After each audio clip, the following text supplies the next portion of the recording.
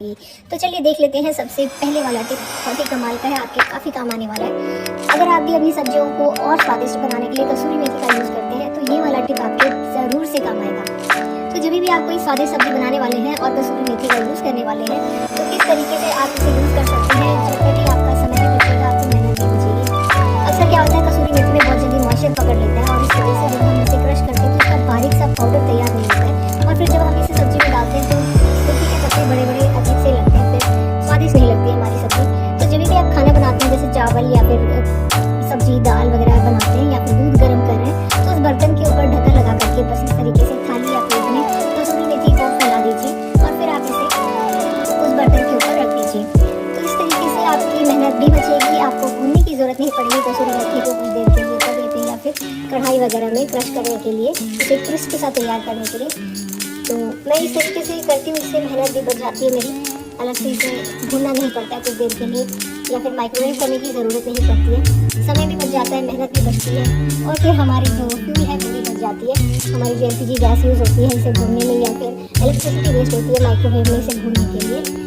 तो इस तरीके से आप अपनी मेहनत भी बचा सकते हैं और पैसों को भी बचा सकते हैं। अब बस हल्का सा जब आप क्रश करेंगे तो इसका आप देख सकते हैं किस तरीके से फाइन सा पाउडर तैयार हो रहा है। तो मैं जब भी मार्केट से लेकर के आती हूँ कसूरी मेथी को इस तरीके से भून लेती हूँ, बर्तन पे रख करके किसी भी गर्म बर्तन पे आप इसे रख दीजिए।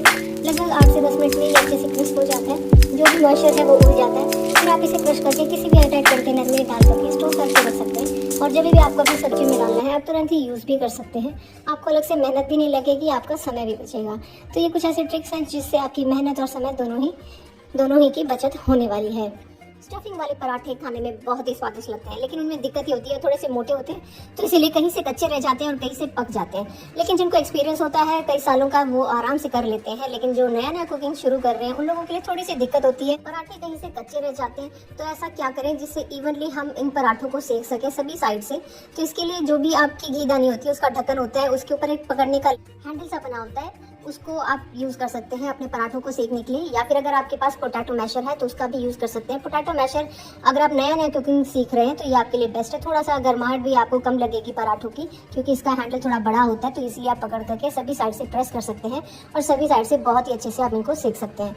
तो अगर आपको ज़्यादा क्रिस्पी वाला पराठा चाहिए तो थोड़ा ज़्यादा आप सेक सकते हैं, कम क्रिस्पी चाहिए तो थोड़ा कम सेक सकते हैं। और इस तरीके से सभी साइड से इवनली ये अच्छे से सेक जाता है। तो बहुत ही ईजी और बहुत ही मज़ेदार हैक है ये, तो आप इसको ट्राई ज़रूर से कीजिएगा। किसी भी पराठा, जैसे आलू का, पनीर का या फिर कोई भी स्टफिंग वाला पराठा है, गोभी मूली वगैरह का, तो उसके लिए आप इस पोटैटो मैशर का यूज़ कर सकते हैं और इजीली आप अपने पराठों को सभी साइड से अच्छे से सेक सकते हैं। सर्दियों में हमें अपने बर्तनों को साफ़ करने में बहुत मेहनत लगती है, क्योंकि उसमें जो भी चिकनाई या चिपचिपापन है वो इजीली नहीं जाता है। अगर आपके किचन में गीज़र लगाने की जगह नहीं है, गर्म पानी की कोई सुविधा नहीं है, तो ऐसा क्या करें। तो यहाँ पर मैंने लिया है डिश जेल थोड़ा सा और थोड़ा सा गर्म पानी डाल दिया है। तो ये ट्रिक आपके काफ़ी काम आएगा। गर्म पानी डाल करके फिर आप अपने बर्तनों को इस तरीके से मांज लेंगे तो जो भी चिकनाई है वो बहुत ही ईजिली उतर जाती है और आपकी मेहनत भी कम लगेगी। अगर किचन में गीज़र नहीं है तो भी चलेगा, आसानी से जो भी चिपचिपापन रह जाता है वो नहीं बचेगा के बर्तनों में और अच्छे से साफ हो जाएंगे आपके बर्तन। तो मैं अक्सर अपने बर्तनों को साफ करने के लिए डिश जेल का यूज़ करती हूँ। तो लेकिन अगर आप डिश जेल का यूज़ नहीं करते हैं, अपने बर्तनों को धोने के लिए अगर आप साबुन का यूज़ करते हैं तो ये वाला ट्रिक आप आजमा सकते हैं। किसी भी बर्तन में थोड़ा सा गर्म पानी डाल दीजिएगा और फिर अपने साबुन को साइड में रख लीजिए। स्क्रबर को आप गर्म पानी में पहले डिप कर लीजिएगा और उसके बाद साबुन लगा करके फिर आप अपने बर्तनों को मांज सकते हैं। तो इस तरीके से भी आपके जो बर्तन है उनमें जो भी चिकनाई है तेल या घी की वजह से वो सारी बहुत ही आसानी के साथ में उतर जाती है और सभी बर्तन अच्छे से साफ हो जाते हैं, धुल जाते हैं। तो आप ये ट्रिक आजमा सकते हैं और अगर आप ये वाला ट्रिक पहले से ही अपनाते हैं तो नीचे कमेंट सेक्शन में ज़रूर से बताइएगा, मुझे जान करके बहुत खुशी होगी। और फ्रेंड्स, अगर वीडियो आपको अच्छी और यूज़फुल लग रही है तो प्लीज़ लाइक ज़रूर से कर दीजिएगा, क्योंकि आप अपने लाइक के ज़रिए मुझे मोटिवेट करते हैं ताकि मैं इस तरह के यूज़फुल वीडियोस आप लोगों के लिए ज़्यादा से ज़्यादा ले करके आती रहूँ। और शेयर ज़रूर कीजिएगा इस यूज़फुल वीडियो को अपने फैमिली और फ्रेंड्स में, ताकि ये कुछ टिप्स उनके भी काम आ सके, उनका भी किचन का काम आसान और बेहतर बन सके। तो ये देखिए, इस तरीके से आप अपने बर्तनों को साफ़ कर सकते हैं और बहुत ही कमाल का तरीका है। मैं सालों से इस तरीके को आजमा रही हूँ सर्दियों में खास करके। अब देख लेते हैं एक ऐसी बहुत ही चटपटी और बहुत ही स्वादिष्ट वाली चटनी जो हम बनाएंगे अमरूद से। और ये अमरूद थोड़ा सा पका हुआ है, सॉफ्ट हो चुका है। इन दिनों में अमरूद बहुत इजीली मिल जाते हैं, तो इस चटनी को बनाने के लिए मैंने ये कुछ चीज़ें ली हैं। चलिए आगे हम डिटेल में देख लेते हैं किस तरीके से हम अमरूद की चटपटी स्वादिष्ट चटनी बनाएं। तो यहाँ एक कढ़ाई में मैंने डाल दिया है 1 चम्मच भर करके तेल। तेल जब गर्म हो जाएगा हम इसमें डाल देंगे जीरा। जीरा जब थोड़ा चटक जाए फिर हम हींग डाल देंगे 2 चुटकी, और एक प्याज को बारीक काट करके फिर हम इसमें थोड़ी देर के लिए भून लेंगे। हल्का सा गुलाबी हो तब तक ये भून लेना है। उसके बाद में 3-4 लहसुन की कलियां मैंने क्रश करके डाल दी थी और उसको भी 2-3 मिनट के लिए भून लिया है। अब हम जो अमरूद था सॉफ्ट वाला उसे चॉप करके फिर हम इसमें डाल देंगे। चाहे लाल वाला अमरूद हो या कैसा भी अमरूद हो, बस अमरूद होना चाहिए और सॉफ्ट वाला होना चाहिए। अब 2 मिनट के करीब मैंने अमरूद को भून लिया है और ये थोड़े से और सॉफ्ट हो गए। अब मैंने इसमें थोड़ा सा नमक डाल दिया है स्वाद के अनुसार, लाल मिर्च का पाउडर, और एक छोटी सी गांठ मैंने गुड़ की डाल दी है 1 चम्मच जितनी, और फिर नींबू का रस डाल दिया है, आधा नींबू का रस, और आधा ग्लास पानी डाल करके अच्छे से सभी चीज़ों को मिक्स किया और ढक करके 3 से 4 मिनट के लिए पका लिया है। अब ये अच्छे से सॉफ्ट हो चुका है और ये हमारी बहुत ही स्वादिष्ट वाली चटनी तैयार हो चुकी है। अब आप इसे 2 से 3 दिन के लिए आराम से फ्रिज में स्टोर करके रख सकते हैं और अपनी रोटी, पराठे, थेपला वगैरह के साथ में एंजॉय कीजिए। बहुत ही टेस्टी लगती है ये वाली चटनी। अगर आपके पास अमरूद है और थोड़े से सॉफ्ट हो गए तो आप ज़रूर से ट्राई कीजिएगा।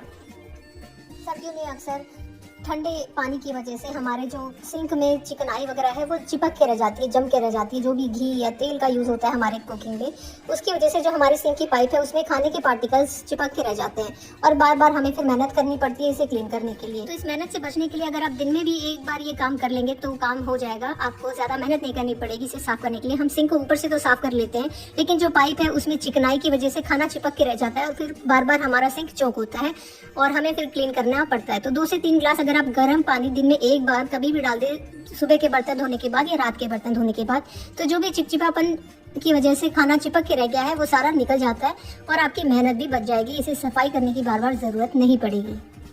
हमारे पास एक आधी तो ऐसी जैकेट रहती ही है जिसकी जो चेन है वो फ्री नहीं रहती, इजीली खुलती और बंद नहीं होती है।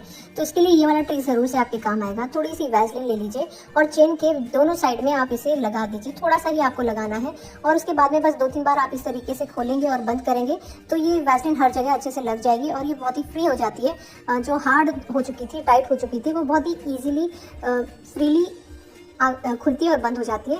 या फिर आप वैक्स का भी यूज़ कर सकते हैं, जो मोमबत्ती होती है उसे भी आप हल्का सा रब करेंगे तो भी ये काम इजीली हो जाता है और आपको बाहर जाकर के टेलर के पास ये अलग से ठीक करवाने की ज़रूरत नहीं पड़ेगी। अगर आपके पास कोई ऐसी जैकेट रखी है तो आप ट्राई ज़रूर से कीजिएगा।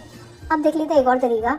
अक्सर हम बेड में या फिर अलमीरा वगैरह में अपने कंबलों को, रजाइयों को डाल करके रखते हैं और जिस दिन फिर हमें इसे यूज़ करना होता है तो इसमें बड़ी स्मेल सी आती है। बिना धूप लगाए अगर आप यूज़ करना चाहते हैं, क्योंकि अक्सर ऐसा होता है कि सर्दियों में धूप आती ही नहीं है, तो इसके लिए आपको 2 से 3 चीज़ों की ज़रूरत पड़ेगी।